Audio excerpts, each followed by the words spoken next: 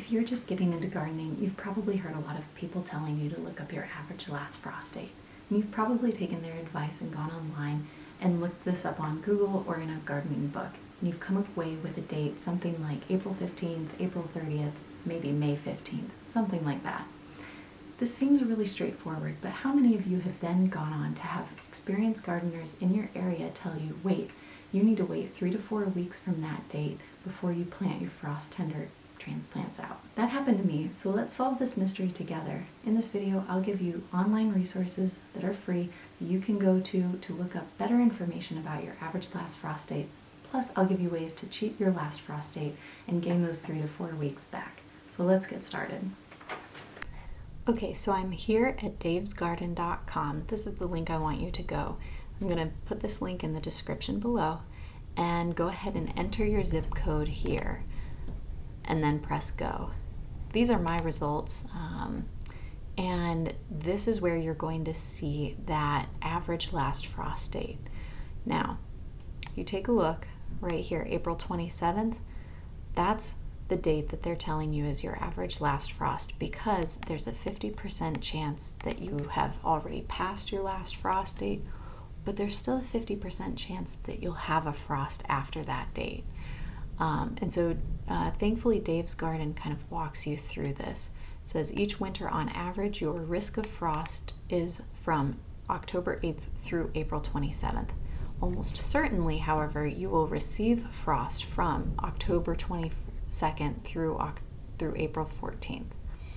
You are almost guaranteed that you will not get frost from May 11th through September 25th. So that's where the experienced gardeners in my area were saying, wait until Mother's Day, don't plant out until Mother's Day, because otherwise you could get hit with a frost. So let's dig into this table a little bit further. We have our frost temperatures here: spring 32 degrees, spring 28 degrees, and spring 24 degrees. Now, while 32 degrees Fahrenheit is the point of freezing for water, some vegetables, some plants can take a brief freeze to 32 degrees, even if they say that they're frost sensitive. Now, of course, you need to be careful about that, but when we get to temperatures like 28 degrees or 24 degrees, that's more what we call a hard frost, and it becomes a lot less likely that your plants are going to survive those temperatures. So we have a 10% chance that we will no longer have any freezing by the time we hit May 11th. By the time we hit May 1st, however, we have a 10% chance that we will not receive 28 degrees. So I could say, all right, well, that is a low enough risk that I'm willing to plant out on May 1st, and then I've gained 10 days, almost 2 weeks worth of growth on my plants. 24 degrees, similar story, April 20th here.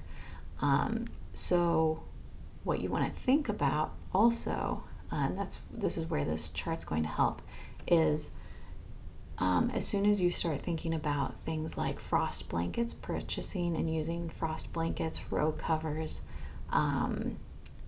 you can take a look at this and say, all right, my frost blanket is certified down to 28 degrees, or maybe it's 24 degrees.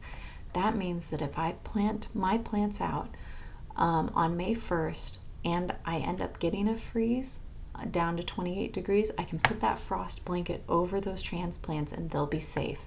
And I've just gained myself almost 2 weeks worth of growth. So I hope this helps. You can also take a look at your first freeze dates down here at the bottom. Similar story, just in reverse, right? So we're talking about the date at the end of the season when you can expect your first frost. Again, I'm going to put the link to this tool in the description below. I hope this helps you better understand what your last frost dates are, how you can mitigate the risk there, and how you can actually extend your growing season and gain a couple of weeks. So thank you so much, and I'll see you later. Bye.